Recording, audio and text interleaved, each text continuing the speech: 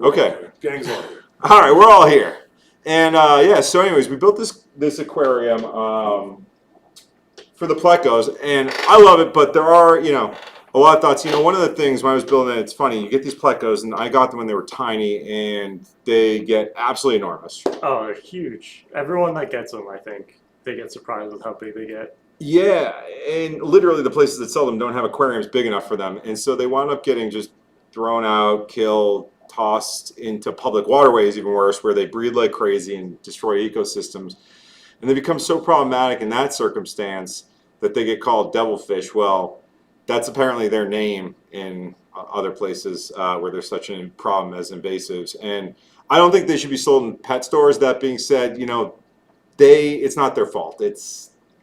We did it to them, so they're not the devil. They're actually really cool fish. I've actually loved interacting with them, and I started realizing I was like, you know what, I got to change my mindset on these guys, and I'm going to give them the best house I can. So that's why I built this. So I want to give you guys a tour of it, and also the plants are loving it. And the more I've thought about it, the more I think that potentially this could be an alternative for plecos, rather than just dumping out. Maybe people can utilize them in aquaponics, because one of the concerns with aquaponics is the accumulation of algae, which is ultimately going to consume your fertilizer. Well, these guys basically eat that and then put it right back into the system, right? And it's increasingly metabolized. It's going to bring some energy into the ecosystem. So they could be actually the perfect aquaponic fish. And the cool thing is you could add other fish with them. They are usually just a part of an ecosystem. And I need to add something else. I almost had like a panic attack thinking about this, and I gotta do it quick because we have 3 of them in here, and there's so much space in here and so much hiding that he's like, "Oh, you're gonna start seeing babies," which, that is a terrifying thing. I do not want baby plecos. So they won't hurt. They're gonna lay eggs. They won't hurt themselves. They'll just keep having babies. Yeah, okay, and so there will be a lot of plecos. So we need something that's gonna eat the eggs. Like, you don't need to put every egg into the incubator. You have chickens. I have a rooster. I'm not incubating on my eggs. So we just need to basically figure out. So what could you put in there to eat the eggs? That is what I need to figure out very quickly. What's gonna eat the eggs? What's gonna do well on this? Will Cletus eat the eggs? Will a Cletus, a crawfish, eat the eggs? Would they mess with the plecos? And how do you keep them contained? You have to cover this thing to keep them contained. That's all. What are on top? Options? Yeah. Chicken wire on top, just to keep them from crawling out. So it's funny to that point, right? I originally, a lot of people put netting over ponds, particularly koi ponds. You don't want them jumping out. And instead, I built a rim because plecos notoriously, they're very barb-like, and so you can't net them. If you net them, they get stuck. It's terrible, and it takes forever to get them loose. So I literally was gonna put a net over, and I was like, I could come in one day and just see disaster. Either stuck on it, rip the net in. So netting and plecos don't go well. Like chicken wire, maybe? That's not a bad idea. That wouldn't look beautiful, but it keeps them from, at least they won't get stuck wrapped up. I don't think the crawfish. Yeah, they could crawl out a tube. I'd let that happen. I was even thinking maybe loaches or something. Oh yeah, loaches would be perfect. Loaches kind of move around, just they some other type of catfish that's more focused on algae. Even the plecos, I feel might eat the eggs. Freshwater crab, babies. That's cool. Freshwater, the pom poms. Those are tiny little freshwater joints that just run around and eat everything in there, no?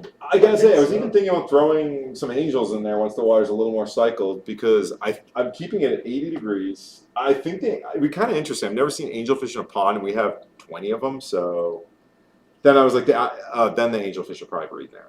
But the plecos would probably eat the angelfish eggs. But would anything eat pleco babies, maybe? If not the eggs, would anything eat the baby fish? I will. No, that would be terrible, not tasty or ethical. That feels really. Actually, it's not unethical. But anything that maybe the eggs do hatch, but there's a fish that will eat the baby plecos. No, I'd rather cut it off before that point, because I assume whatever is going to eat the eggs would eat, and they lay hundreds of eggs. Okay. Oh, that sounds like my axolotl problem. Yeah, Axel. Too warm, too cold. Yeah. Well, should we give a tour? You guys want to? Yeah, let's look at it. I feel like I've been kind of asking you questions every time, and so this time I figured, you want to shoot? Should we switch to the iPhone? Yeah. All right. Let's get it. Let's move this guy. I'll land that. Oh shoot. The sound effect is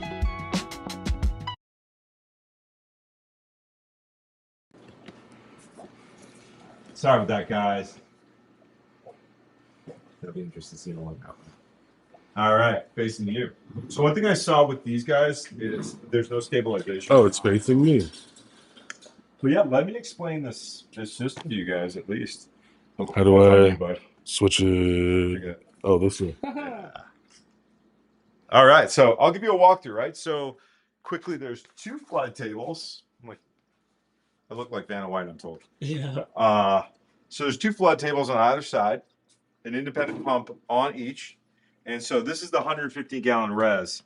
And actually, do you want to grab, they really like, you want to grab some flakes maybe? I bet you they'll eat some off the surface. I was a little bummed about moving them in here because I was thinking I was going to really miss looking at them. They're so cool. If you guys saw the opening video, you'll see them like kind of moving around.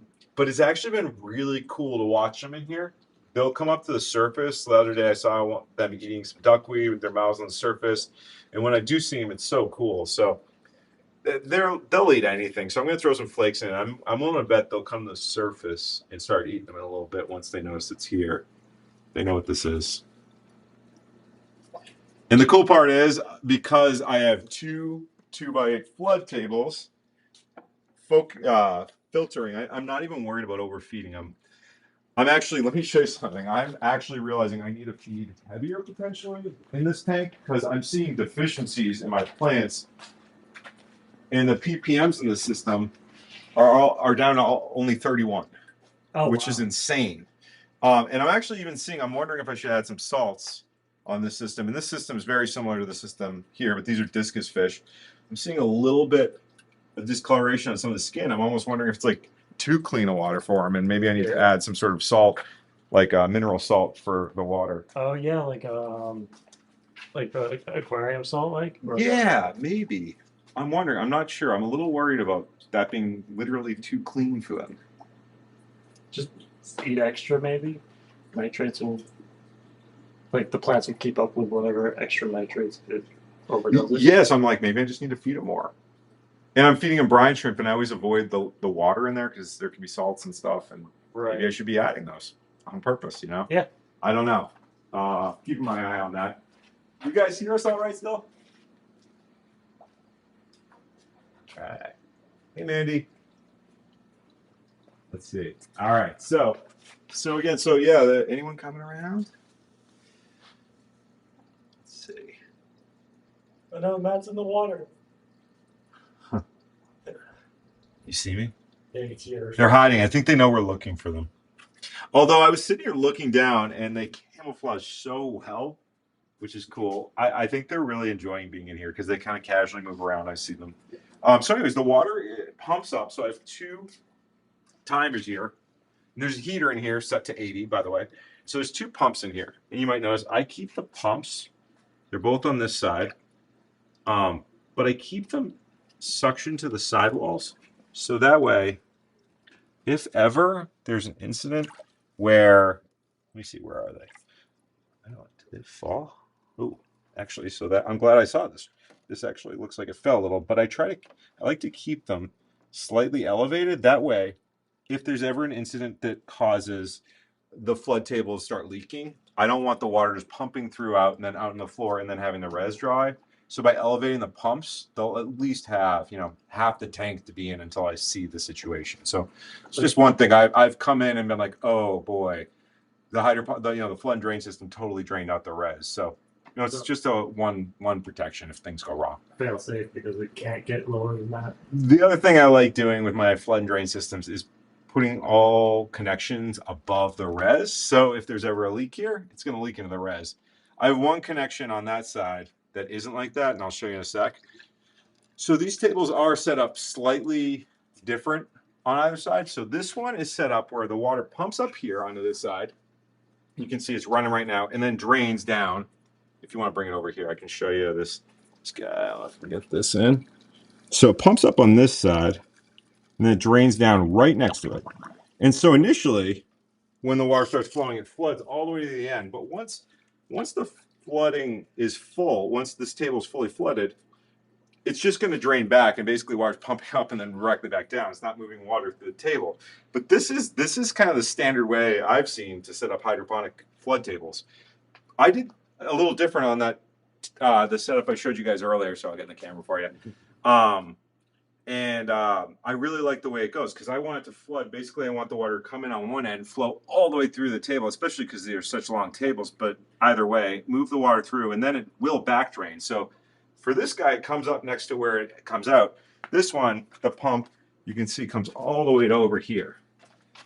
So it has to filter through all the plants. No? Yeah, so now you'll see. I'll turn it on. Show you.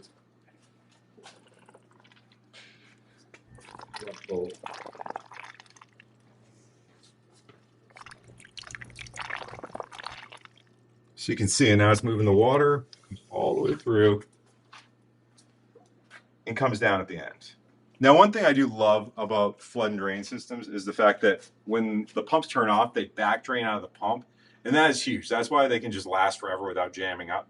Because you can even see, like, a leaf, if it was always flowing in one direction, right, leaves will start covering, like, certain areas, right? Like, if water is just continuously flowing this way, eventually some leaf is going to sit here, flood the system out.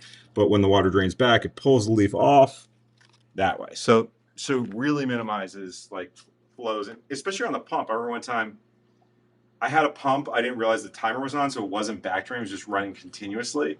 And all of a sudden I saw it like coming slowing to a trickle, and it probably only been like that for a week. And it was simply because it wasn't back draining and clearing itself out. And I was like, wow, that is a really important aspect to flood drain systems. And one of the reasons why you can run a flood and drain system in just about any scenario, because, like, you know, you think about like high pressure systems pushing through like irrigation, it's a one-way flow, and jams build, and they start, like, once one thing starts clogging, it just more and more accumulates on it and just makes it worse and worse. So yeah. My pond filter, it's one it's one direction. Oh, it's doing an auto track thing. Yeah. Oh yeah. So I keep moving back and forth. So it's constantly You running. might want to, yeah, feel free to put it on. You can open it if you want. But yeah, Oh yeah, because it'll automatically like track. yeah. We keep moving. That's It's like a new feature on eCam.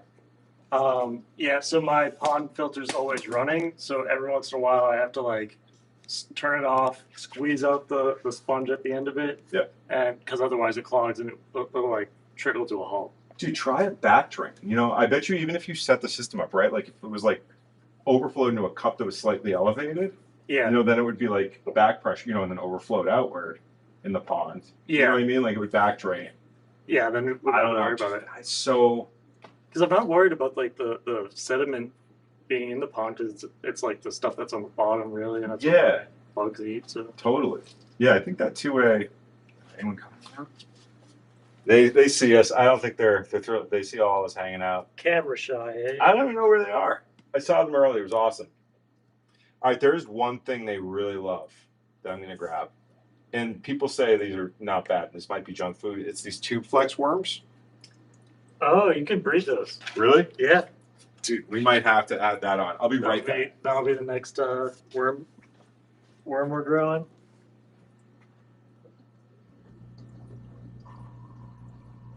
So, how often do these flood and drain? Oh, yeah. You So may I have set already the had. timer up for 1 hour.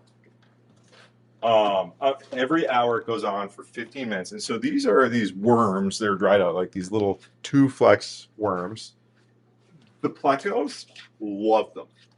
It's their favorite thing. I don't feed it to them very often, but if anything's going to get them to come over, it'll be these. Give them one. So they all have to go to that one spot. Yeah. But yeah. So I feed them. You know, it'd be interesting. They're eating a lot of duckweed, which is awesome. There's gonna be a ton of algal buildup. I like the idea of adding, you know, some fish in here. Maybe I do add angel. It'd be kind of cool to see angelfish from above. I feel like, you know, we'd watch them eat out of here. It might be really neat. I don't know, anyone out there have any suggestions for us? What other fish could you put in there? That's a good question. Like, We could you put- have a tilapia in your home, and if you're in your grow room, Yeah. and you're running a system like that with? I had tilapia here. Yeah, That's awesome. We had them. They got real big. really big. Yeah. And if you're not going to harvest them, they get really, really big. Like, Well, that's what I'm saying. Could you do an indoor aquaponics system in your basement, for example? oh yeah, With some tilapia. Yeah. And do it on a scale. This doesn't seem completely unreasonable for the average home person to be doing. no, you could probably. It's a little big, but you could scale it down. Maybe do half the size. Yeah. Have 2 fish, 3 fish. Tilapia. I mean, I don't even know what the minimum size you'd want for those guys. What size was that tank that we had them in? They were in the cube that cracked, Oh, and I was getting tight on them. I So forgot about that. Or a different I fish think I- that's edible. Maybe they're not as great. They're not as big, but well, so funny enough, I was mentioning these guys. Like, people are now eating them. Don't worry, guys. I won't eat you guys. You know. I was thinking of naming them. The biggest one for sure, I'm naming Nessie. Yeah. Goldfish produce a lot of waste, and they don't need heaters really. Really? So Mandy was saying we should do some rescue goldfish in here. yeah, might be. They're pretty low maintenance. They're pretty cool to watch from above too, because they're bright orange. You can actually see them. Yeah. Oh, sorry. I'm just This thing's doing its autofocus. what do you got? Really like your shirt, apparently. So, yeah, you guys. These are all house plants grown. So the idea behind this whole system is kind of like a tropical house system. Tropical system. So I'm doing a terrible. Wait, you're so much better than me at the camera. I'm like doing a terrible job. Gotta go back. I'm sorry, but no. I think that's good. It's right? the tracking is fun. It's the tracking thing is a new thing that Ecamm's really like. It's fun. I don't know how to turn it off. It's fun. What's that? It's fun. Yeah, it's real fun. Look at 2 things trying to follow you at one time: the human and the machine. So yeah, that's about it. I've got So on here. you were talking about these are tropical plants. You said you call Yeah. house plants. Yeah. So this isn't strawberries. What is this? These are. Oh my gosh, what are these called? I'm embarrassed. I gotta memorize names of house plants better. I've been growing these for like 7 years too, which is so it's really sad. I don't know what they're called. But these are just a house plant. You can see they're kind of getting a little nutrient. I'm seeing like deficiencies. Yeah. I moved these guys in a week ago, and I gotta say everyone's super happy in here. And half the plants. So yeah, I should talk about what's potted in here. I'd say for the most part, this one right here, I just put these guys in and transplanted. This is a mix right here of biochar and cocoa. I would say that's the best choice for a system like this where you want some wicking. These guys over here are straight biochar all the way through, and unfortunately, this is a really shallow flood table, so it's not wicking up. If the roots weren't established, they'd probably be in trouble, and it's kind of a waste of space up above. This was great. I had a deeper flood table that was flooding. You can see like almost all the way to the top, but this guy's only getting up to here, so. And so biochar. So the cocoa can wick the rest of the biochar way. mixed in. Yeah. I don't think I've ever seen grown in straight biochar. How is that working for you? Dude, it's working so good. I gotta say, It's like you're growing on the side it's working so good. It's like you're growing on Sorry. the side of a volcano. I Amazing. wasn't sure I was gonna go. I'm using it in so many of those tables over there, but look, these are all biochar, just straight biochar. And I've always seen it mixed into soil. You let it do its thing, but it just. I Fantastic. wanted to try it. I was like, as an aquaponic medium, right? Right, Like 'cause you're you're- always worried about nitrates and nutrient imbalances, and what it's giving all the porosity I need, like hydrogen. Right. So this is like a chunky biochar. Right. Oh, sorry. Let me see. It's a great biofilter, like Exactly. Yes. bacteria. So that was the part I was super stoked about, was that JT, I don't know if people could hear him, but he said it's a great biofilter. And I was like, so maybe this will double as a medium for the plants to root in, but also it's got like some attributes that expanded clay pellets or anything else really doesn't have, where it acts like a battery for fertilizers in the soil, where it can uptake excess, release it when it's needed. This over here, you have this canopy wasn't here last time I was here 2 weeks ago. No, This looks like I'm in the jungle. This is amazing. This is like tropical. well, it's not connected to this, but I will say I'm watering on this now. One awesome thing about having a res like this sitting here is, like, I never feel guilty about pulling water in here as long as I'm topping off with clean water after.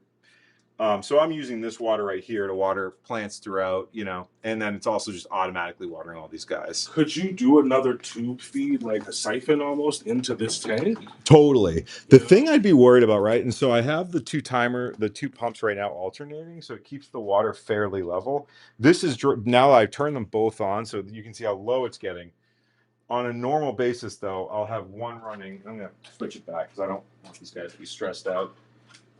They don't love it when the water drops like that. I'm sure probably makes them a little nervous, but they're probably getting a little used to it. But after their near-death experience, they've actually had these plecos, the two big ones, have had two cracked tank experiences. Once was like, 4 years ago? Remember that?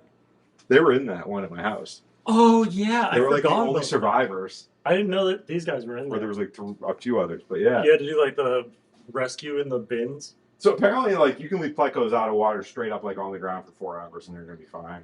Which I will never test, but Ah, yeah. Fine. yeah, they're fine. They were beat up though. Like I watched in that situation, they were pretty cut up from probably trying to find water, and that's just spam call. But yeah, you guys have any other questions out there? Anyone? Make sure there's no comments. So, what do you like? Have you checked the pH and everything on these? I haven't checked the pH today. Should we give that a quick check? Yeah, let's see what it's like. Cool. What do you usually keep them at? It was 7.2.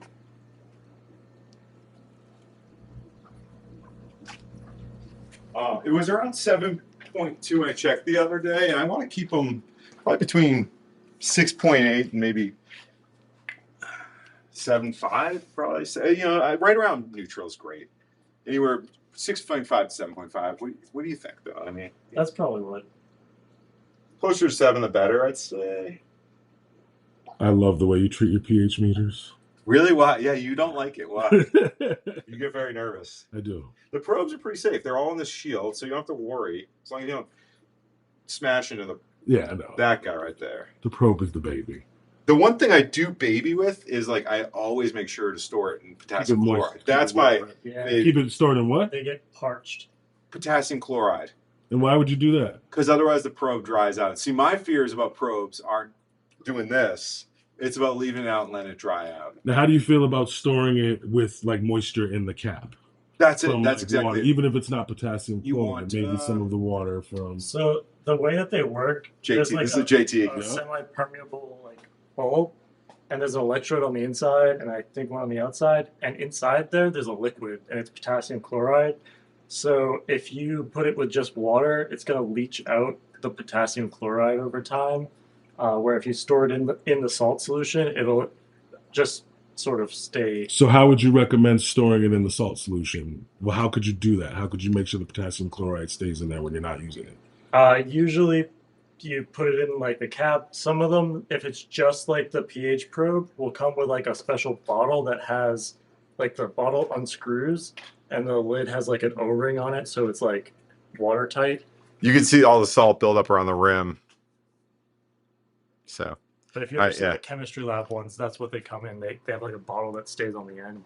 yeah, it keeps I just learned a thing. And I've definitely found like if you let them dry out, what happens? You can tell your probe is done when it just takes forever to get. You know what I mean? It's not like the probe's broken. It's just like 5 minutes later, it's still adjusting. Mhm. And they can also like just fluctuate up and down and not be like easy to read because it's like jumping up and down. Usually Like your a fresh readings pH go off. Your plants Yep. might start telling you before the meter tells you. Yeah. Right. Yeah, I usually keep some strips around, some drops around for that reason. So what is that solution called again? Potassium chloride, blue lab, like every company makes them, and put some. Where could you get salt it? into a ball? You can get it here at Gardin. Where? Gardin. Come on by, dude. I was live streaming Friday, and someone came by and said hi afterward, which was cool. That's awesome.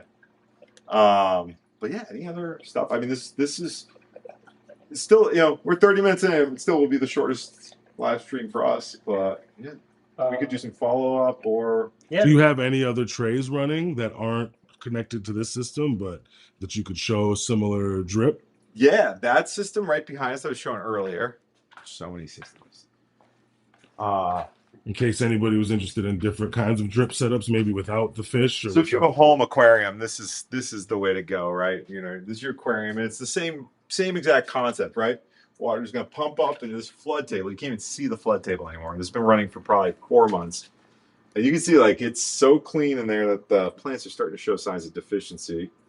And then it runs back through this tube into the other side of the tank. I also have, a canister filter attached, which is great. There's if one system fails, it's great. One of the things, a lot of people, food production, especially with annuals and stuff, I would be really cautious of with aquaponics, because if you have a plant that has a very specific life cycle, where it's like going to grow, and then you cut it, what happens is you're think of the plants as your filters, right? And so at first you basically have no filtration from the plants, and all of a sudden you have incredible filtration, and then you chop those, and if they start dying, by the way, it's not the opposite filtration, they start breaking down and dying. So houseplants are actually working really well, and you could use other perennials. I was thinking like maybe citrus trees I'd love to try, but something that has continuous growth in my mind is really ideal for an aquaponics system if you're depending upon it on a filter. The alternative is you just need a stagger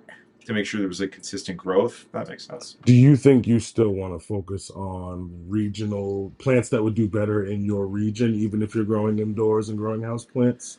Not You're sure. trying to so you're trying to emulate their natural habitat, obviously. Yeah, But some plants are going to grow better in New England than other plants would, for sure. despite you're trying to grow the nat. So are you focusing on that, or are you thinking with the aquaponics you can just go and put whatever in it? I would love to see where people are doing like koi ponds. I will say, like, using water from fish systems, so many plants, especially annuals. I think a lot of the annuals we grow, vegetables and whatnot, or ultimately evolve to like floodplains, right? And so that river water is what they just derive on. And so I've found like I use fish tank water for my plants as often as I can. So it's kind of like, a simulated aquaponics system where you're taking water out of the fish tank all the time and just feeding it to plants, that can be amazing. And honestly, that gives you an incentive to basically continuously change your aquarium water and utilize all the waste from it. That's how I keep myself doing water changes for my axolotls. Otherwise, I'll be like, I can put it off, but my plants can't survive because I don't water them with anything else. Same, right? The Yeah. plants force our hand, to keep the water moving. To the point where I'm like, literally, I've got to say, like, sometimes I have to water. I'm like, I don't want to pull any more water out of some of these tanks. Like, it almost seems to be more disruptive sometimes. Yeah. So, yeah. What else? Oh, you want to see the mushrooms and stuff? Oh yeah. How are your guys doing? I think I used too much. I think I had too much humidity going. I had them closed for a while. Then I opened it a little bit, but then I felt like I wasn't getting any. Did you give it any light? So no, it's dark. Okay. Yeah, it's in the dark. It's still in my clone dome. I'm waiting for them to grow so I can put some clones Let's in. go see what's going on over here. I'm going to actually turn this. I think they need light to start fruiting. They need light. I thought it was feed them crap and keep them in the dark. That's when they're taking up all like the wood chips. Once they grow over all that, you can put them in the light and they'll start to fruit. I'm in. Learned a thing. Check out this rig.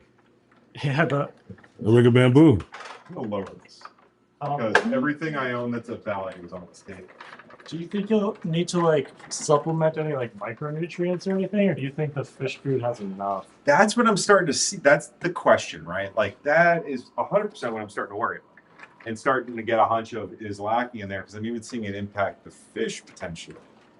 You know that stuff that they have for like your shrimp, like essential nutrients that you just dump in the fish water or the fish tank every once in a while for your shrimp? Yes. I wonder if that's like micronutrients. I'm gonna look into what's. Yeah, there's like discus salts. How's my cord length doing? This is good, bro. Good. This is good now. We can see people now. So. All right, we'll stop here. Oh boy, this is where I am. Yeah, so let's check out. Here, let me kill this guy. These are the mushrooms. I'm gonna do a follow-up. So I'm gonna make a quick video. I did this like pink mushroom experiment where I took a mushroom that was kind of past and I threw it in these bags. That being said, like, I don't think contamination was the issue. I think it was too dry because I'm not even seeing contamination in here. Yeah. Oh, here, you can probably bring it. You want to bring this guy? You want to bring the camera close so we can show this stuff?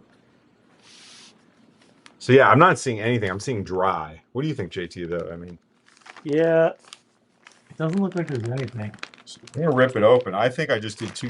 So I did. I think it wasn't even a fair experiment, right? Like I want to try again. I didn't even give the contaminants a chance. Yeah. Here's the one. Well, let me pull this guy. How much potatoes did you put in? Not enough potato. There was no potato. That's your problem. They need potatoes. All right. I'm turning this part over to JT. JT is the mycology guy for sure. This is the pink oyster you set up. Oh yeah. Yeah. You want to go on the other side, JT? Yeah, good Oh, idea. yeah, we should. Yeah. Let's be honest.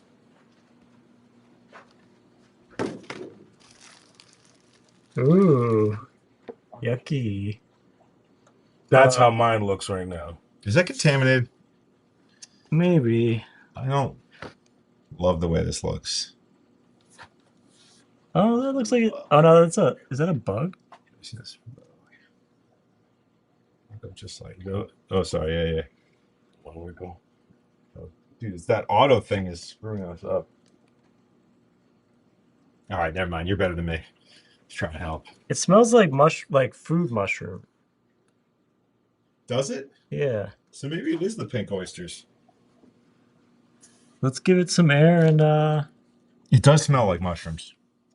air and light maybe. And yours are definitely doing all right, huh?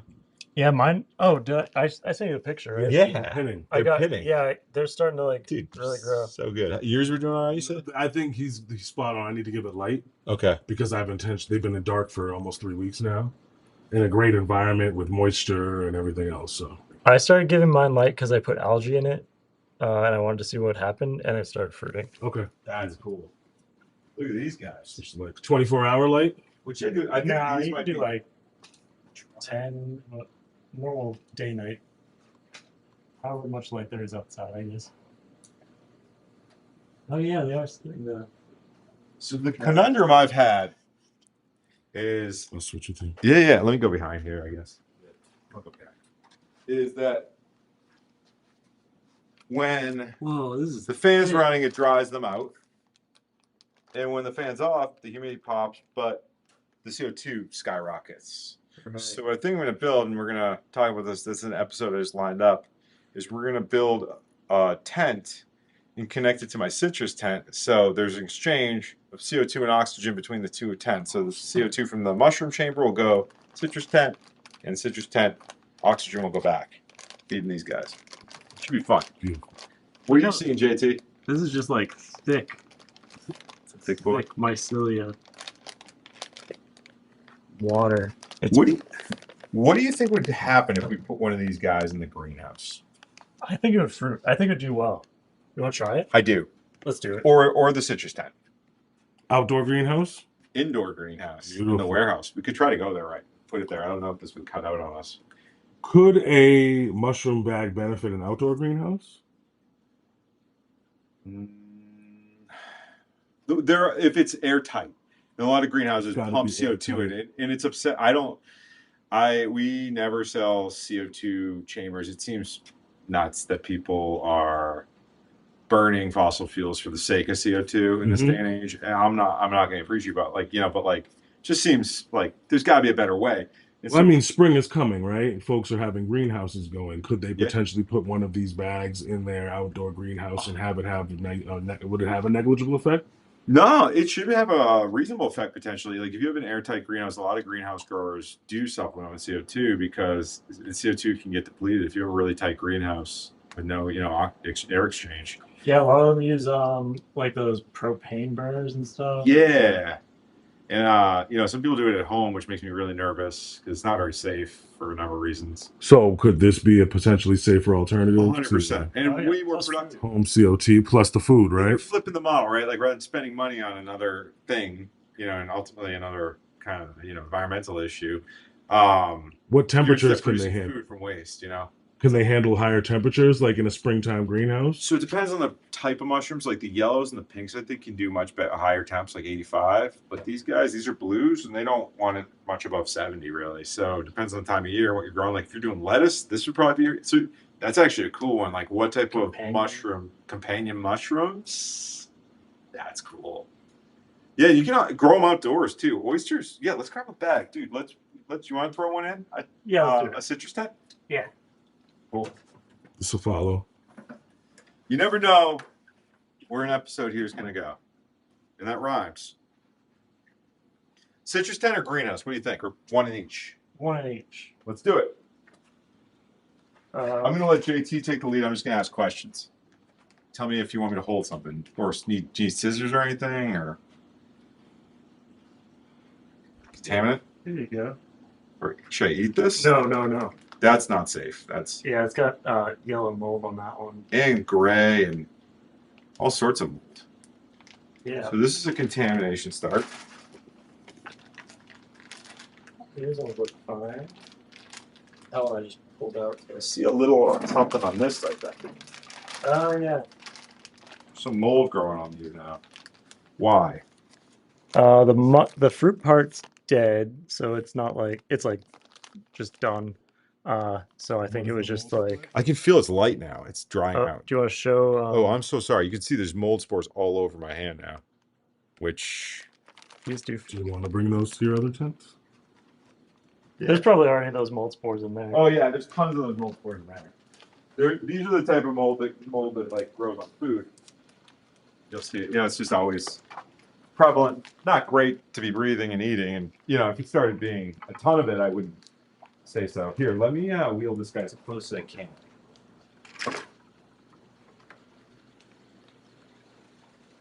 Oh, I'll let you know how it went. But I made a little like terrarium jar with a chunk of the pink oyster, and it's surrounded by a moat of algae, like so it's like floating in the middle.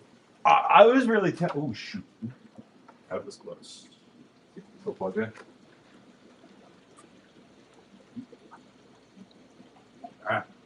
Do you know the mushroom man? All right, let's go. Let's go check it out. Potatoes. Let's see. Here. How about I got it. I'm gonna run back and check that. Could we could just pull? I gotta disconnect my laptop. Do you want this over here? Let's do this. Let's see what you got in there. Okay. Oh, sorry, bud. Oh, you're going the whole way. That hurts all the way. You know what I'm gonna do? I'm I gonna can pull stay my on this side. laptop. Yeah, you're good. I'll stay over here.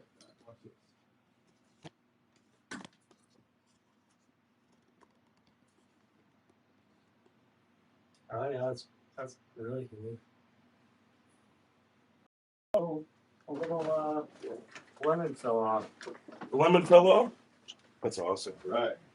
You seen this? What is it? A little lemon. Oh yes, I did. So I got my computer now too. Do you want to go further here or no?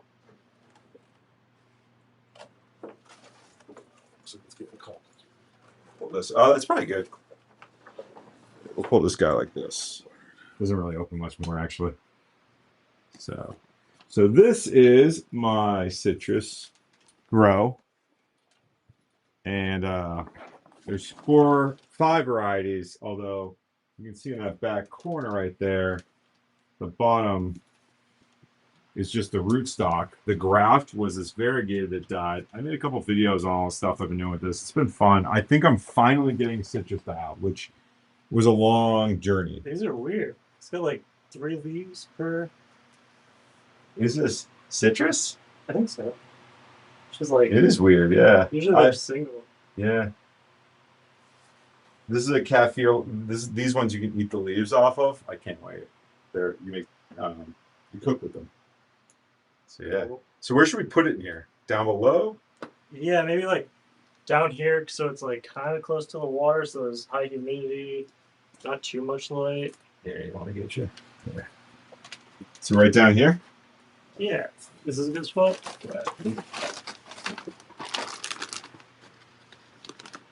That's cool.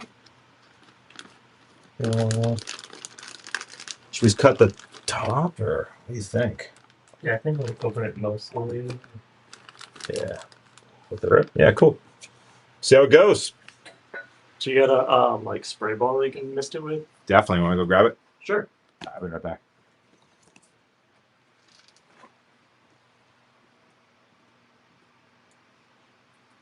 feed this dried mushroom.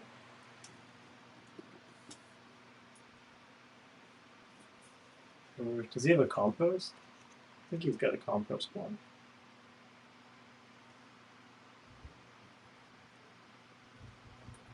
Got some cool algae up here. Or moss maybe? Looks like moss, huh? What's this here? It's a little Another lemon.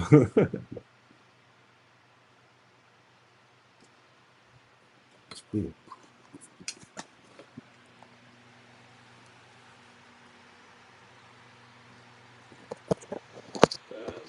Here it is. Section. Is it pumped up? Yeah, it is pumped up. This thing's got loose here. Oh, can I help you? You can pop it out too. Makes it easier, right?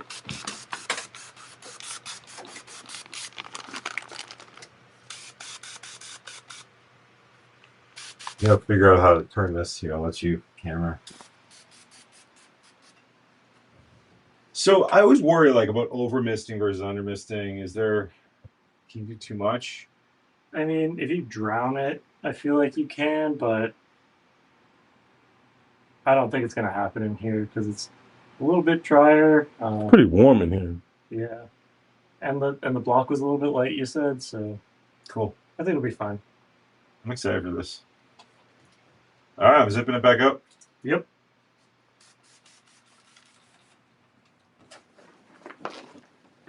Look how dark it is. This is. I bet you it's gonna make it pretty. I feel like this is a pretty, like oyster mushroomy scenario. Kind of tucked in this corner now. Got some light. Oh, it's Forest floor. How's it hitting the thing? yeah. It's gonna. We're hoping it's gonna Over this way, maybe? like that. Push it against this. This way, you can peek at it through this little window. True. Although, is that going to prevent the CO2? Oh yeah. Got that.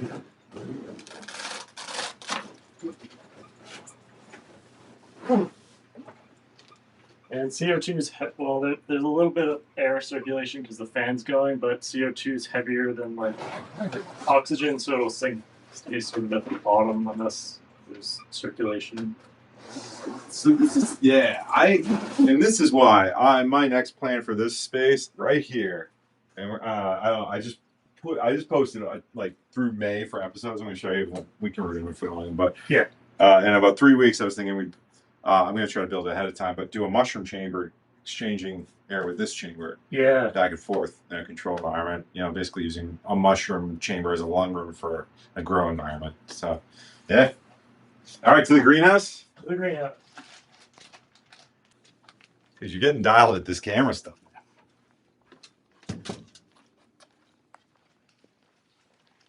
Wait, we should play the music again. Oh yeah. Or we should play like that Benny Hill theme, so it's like we're chasing.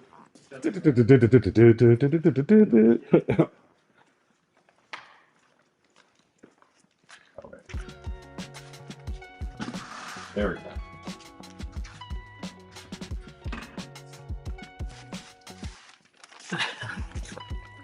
We all have our hands full. I'll pull it this way. You lift it that way. All right. Welcome to heaven. Yeah. Seriously. Oh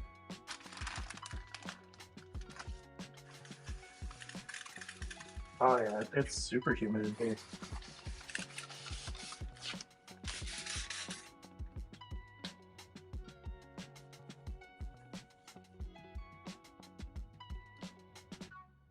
Feels tropical.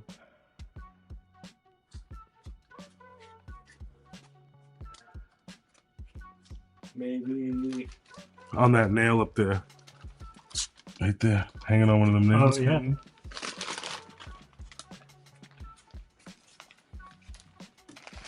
There's one on the right too if you need it. You gonna hook it? I was thinking about up here. Cool. Do you need anything? Let me hold that canister. The water can, yeah. Thank you.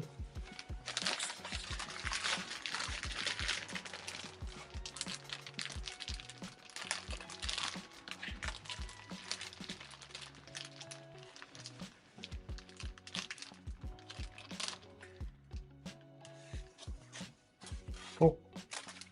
Nice. Now, is that going to be too much light? It's the only thing I was worried about. Or oyster mushrooms need light, you're saying, right? I mean, it's not that bright in here, right? So I think it'll be fine. cool. We'll find out. Mine's under my grow light, Sick. so It's doing great. it's growing mushrooms.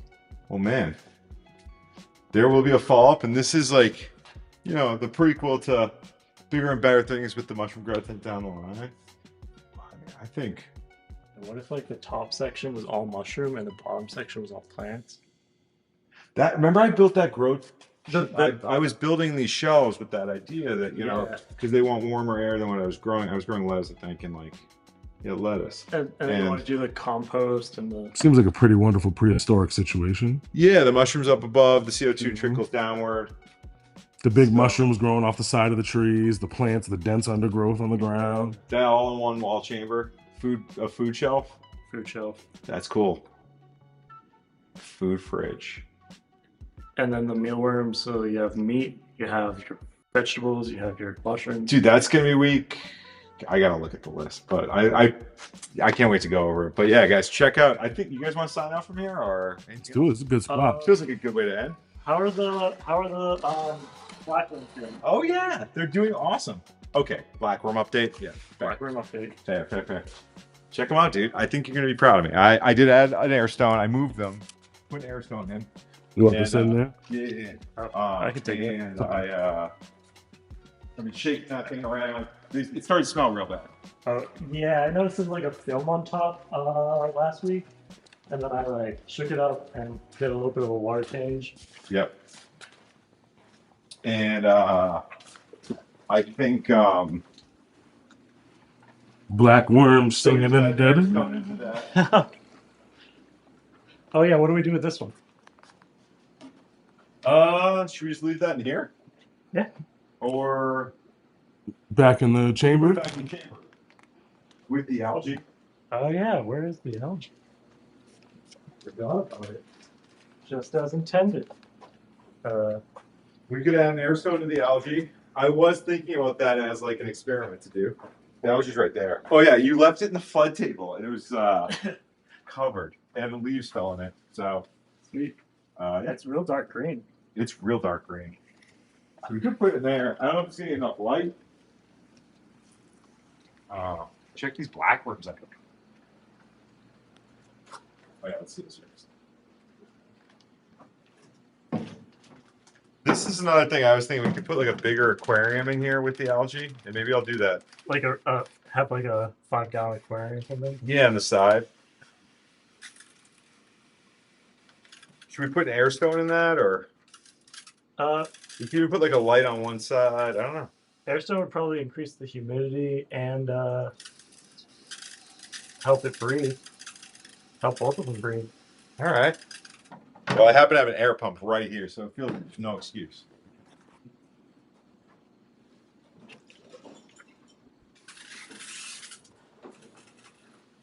I just need an air stone.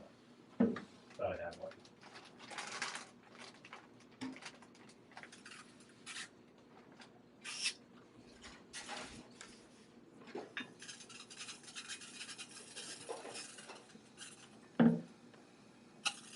Very cool. Maybe we put this in a bigger. Can we get some more? You want me to go grab some water and put some more stuff in here? We'll make a little bit of a bigger chamber for this guy. Yeah, sure. I mean, why not? All right, wait. We thought we were done, but not that quick, huh? No worries. We'll be right back, guys. It's awesome. That's just pretty solid.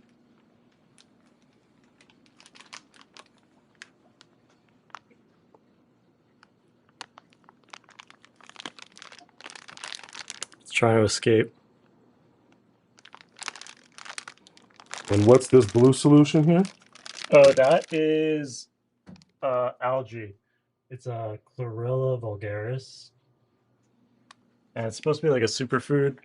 But I use it to feed my aquatic bugs. But it grows super easy.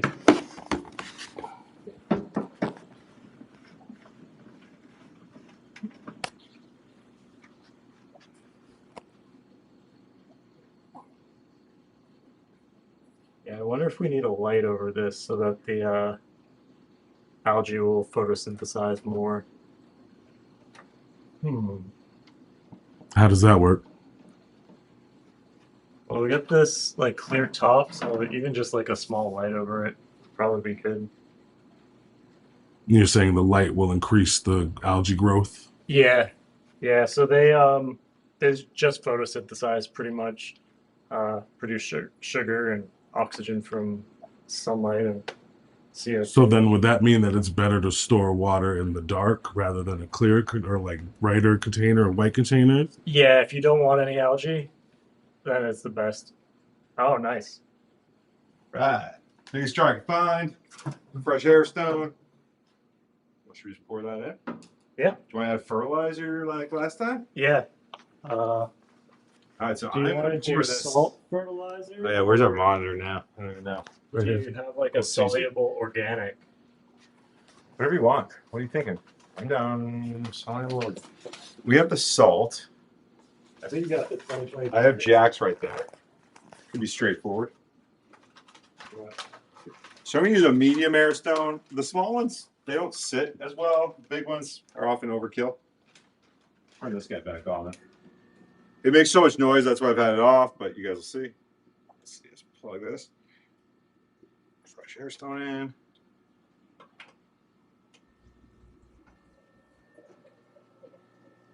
Now, how much air movement do I want? That should be good. Okay. I have mine like cranked up into Yeah. my like 4 liters.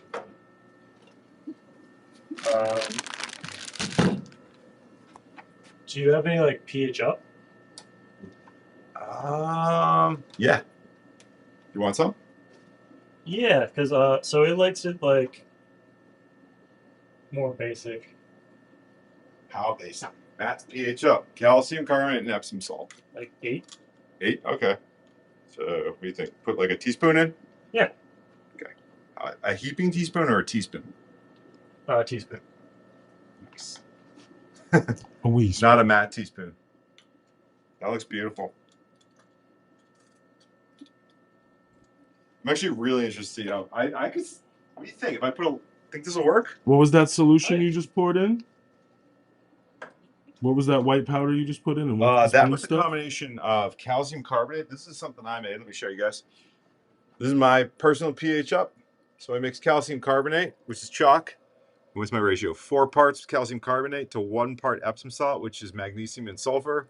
So it's going to up the pH, but it's also going to keep your the reason I add the Epsom in is to keep my calcium and magnesium in balance, because typically you want to keep your calcium and magnesium at about a 4-to-1 ratio. So if it starts going too high on one or the other, it locks the other one out. That's something you could possibly give the recipe to. Yeah, that's it. That's all it is. The recipe for people to write it down later. Oh yeah, look at it. Ready? Right. 1 part chalk, or 4 parts chalk, 1 part Epsom salt. And this is awesome for a pH up. Trademark. Trademarked. And generic. And what's this in this other container here? It's just all-purpose salt-based fertilizer. It's 20-20-20. It's also got micronutrients, so like iron and that stuff. This is just sort of like a even fertilizer for the algae. It's also good to give them like some vitamin. There's like a specific algae fertilizer you can get, but you can also mix your own with like multivitamin stuff. One of the other cool things about this is by doing this, and this is something I've been thinking about, I should put a HEPA filter like around the air, because now it's bringing fresh air in continuously through the algae, oxygenating it even further, and then providing it to the mushrooms. Yeah. So, all right, should I dump this? Yeah. Cool.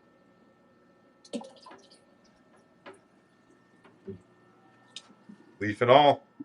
I feel like maybe we should Yeah, like continue with this guy. yeah, sure. Should I pour a little back in? Yeah, let's do a little switch back and forth. All right. Bartender. I mean, it does feel like that was where all the good stuff was. It seems like a lot of it just. Yeah. Oh, jeez.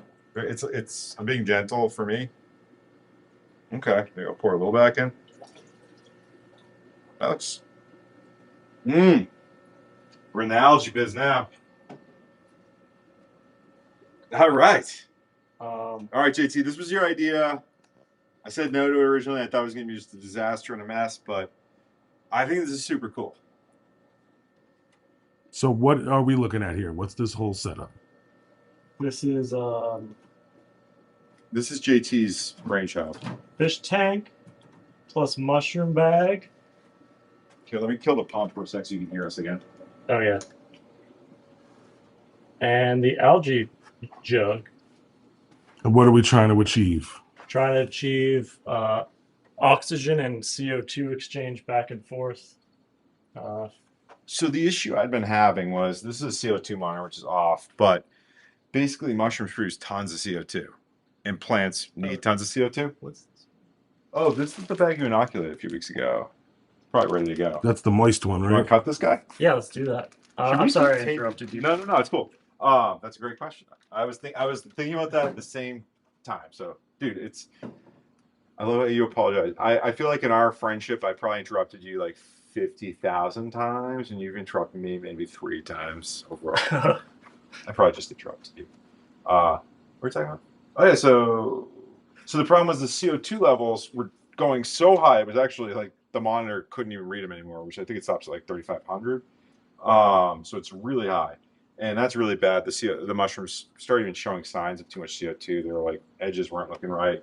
But then when I put the fan on to blow fresh air in and bring that CO2 down, the air is dry. So unfortunately, it was causing like I was going back and forth between like high CO2 and low humidity. And so hopefully this kind of gives me a chance to have higher humidity and lower CO2. So yeah, we'll find out. Yeah, should we slice this guy? Let's slice this one. Do it. Do you think this will have enough light for the algae? Do you want to go get a little grow light over here? I think that might be good. Cool. Let's make that stuff all down. Might as well have them right here.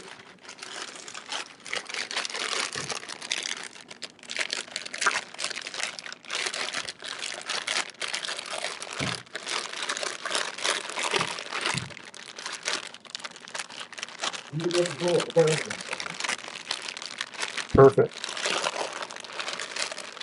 So we were talking previously about how the mushrooms are like trying to grow up the top. So yeah,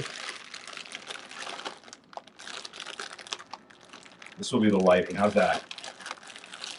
Probably good for the mushrooms too, right?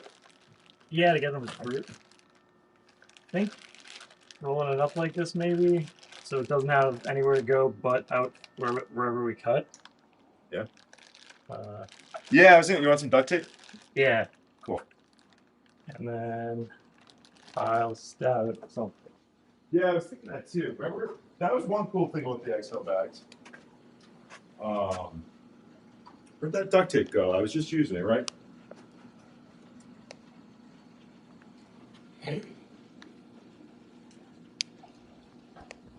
Right. Sorry, guys, this is impromptu, so feel free to duck out. But here you go, bud. No, don't feel free to duck out. You hang. No, with stick around. Yeah. Ask good questions. Goose out. We're working hard. Swan out. There's people out there. I hope our chat's working because it's weirdly quiet. Hey Mandy, did you like the background? Did people like the background music? I'm curious to know because I tried that for a little bit, then I turned it off. I don't think it's playing anymore. People like it. So I'm just gonna slice across like right here, I think. Oh yeah, nice. Oh yeah, show 'em. Sweet. That's nice. Oh, that's where they came from. This is just water.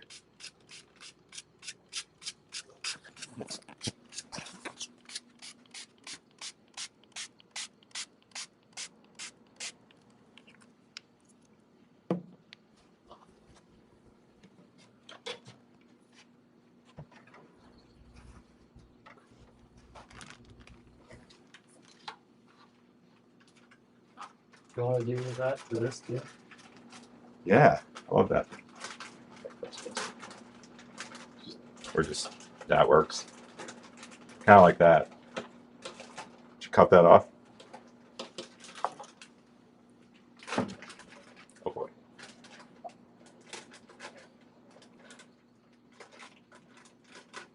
Always cut away from yourself when Yes. you're using a razor. Dude, box cutters are one of the more terrifying things, tools, because yeah, they seem not. The amount of damage they can inflict so quickly is terrifying. And just like a small slip. Yep. Like Tiny slip will just take a chunk of your flesh off. That is what Wu-Tang wrote a song about it. Really? That's cool, dude. Wu-Tang, yes. That I knew it. Wu-Tang's been coming up in conversation for me lately. Final tour. Really? Oh, yeah. We're on tour. Should we roll this down a little, or what do you think? Sure. Or is it probably maybe it's better to keep it up? What do you think?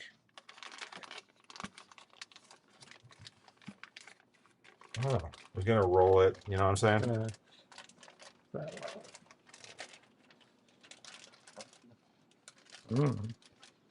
Is that quarter set? Yeah. I mean, that is. Yeah, just the ones that grow on humans, though.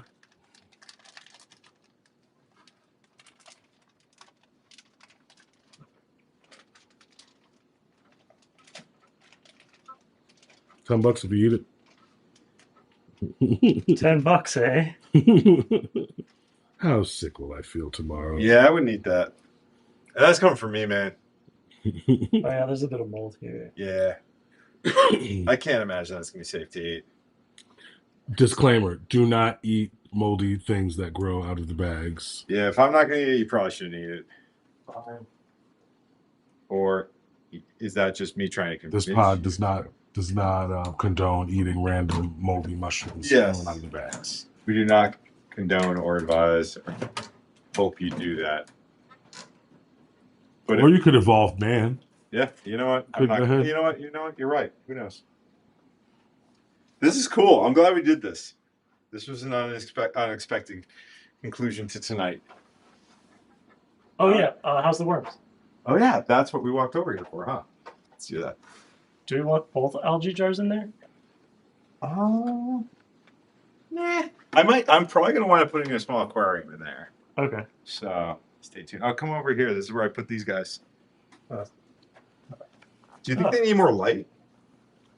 Hmm. So I had that air stone. I was seeing a bunch of them earlier. What are we looking at here? These tiny little worms that eventually I will be able to feed. Actually, let me go get a pipette and you can see the fish ones.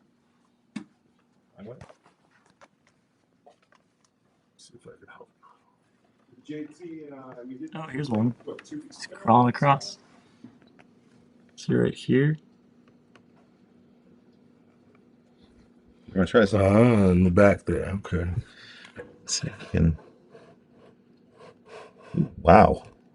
Okay, that guy's Active. Whoop. Got him. right in there. No problem. So these guys, if they go in the fish tank, the fish will eat them, or they'll reproduce, and they're breaking down dead waste. Yep. What should we do with this guy? Let me see.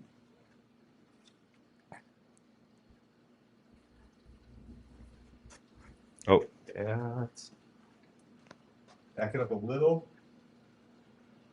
Yeah, we need better cameras. Fingers in the way. All right, that's good. Who do we want to eat this? Angel, $10. me? Matt. I don't think so. Maybe I will. Let's see, will they eat it? Maybe no one wants to. Oh, That was incredible. got him. That was as quick as it gets. Well, maybe he'll Seriously, split give me another apart one. in that guy's stomach. Give me another one. Too. These guys, by the way, if you feel bad, Give me another one. He wants Oh, we've another one. already literally split that one in half, so his other half is still back here.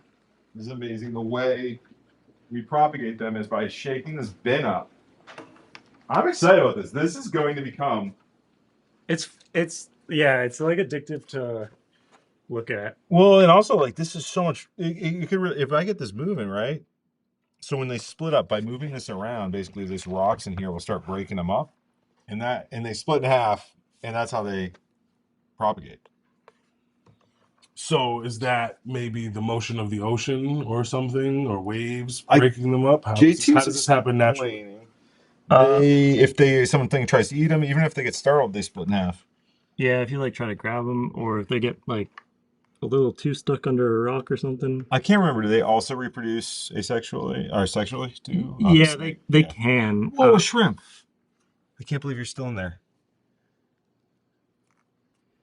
Please, all the algae are yours. Leave him be. Oh, he's just disappeared in all that green. That's good. They're doing all right.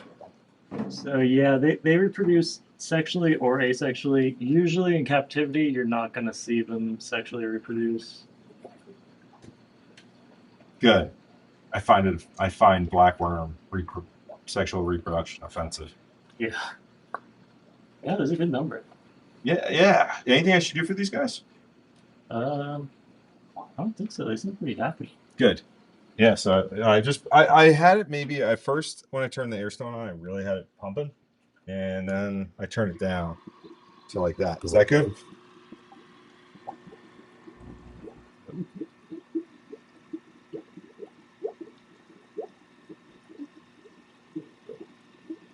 Do you want to seed them in some of the other tanks? Yeah. What tank would they survive in? Oh, you know what? Does the flood drain table on the Pleco thing ever fully drain, like empty? So usually a little bit. Let's go check it out. That's a great idea. That'd be cool. And the Plecos will eat them? Probably.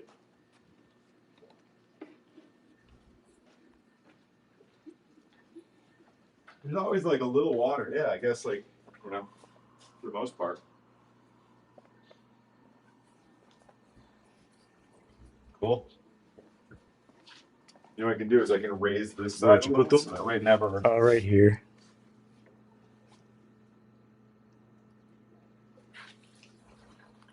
Yeah, I think on that end too. I think it's going to slightly dip on that corner, so they'll probably stick around over there. And they could survive in that little bit of water, huh? Yep. Yeah, they'll come and go. And that'd actually be perfect because then if they're all congregating on that end, when it overflows, some of them will get washed down and be like an automatic feeder. Yeah. And how long does it take for them to reproduce? However, it depends on how often you chop them up. All the time. Get to chopping. Yeah. Here we go. That'd be much. Yeah, we need a guillotine just at the end of it, Yes. constantly chopping. I mean the pumps themselves probably. Oh yeah. Cool. Yeah, through the fan. So all night we never saw any of the plecos, huh? Are you sure they're in here? Oh yeah, I was seeing them earlier. Thanks, guys. You know, I thought you liked your new house. You could have just come and said hello to everyone. All right, well, I'm sure as soon as we turn the camera off, they're gonna pop out, say hi. Yep. And if they do, I will snap a video and post it. Did you ever post the time lapse Which one? of this when you were making it? Yeah, I posted an entire video of how I built this whole thing. I just did it. I just posted Okay. it. Yeah, look, there you go. Like, No, yeah, I just posted a video yesterday or the day before about how how we built this guy. It's fun. Cool. It's fun to build. I'm really glad I built this for these guys. So yeah, I think that's now. Yeah, that's it. That's all we've got. How's your roots doing? Oh, and Transplant. your cactus. Transplanting. All the clones transplanted. And cactus grafted. Yeah. Yeah. Nice. Here, I got that for you guys. So, unless anyone else out there, anyone got anything? All right, guys. On that note, I'm gonna hit this glockenspiel air horn, applause, and fist bump JT, and then hit this button that is blue. Thanks, guys. See you next week.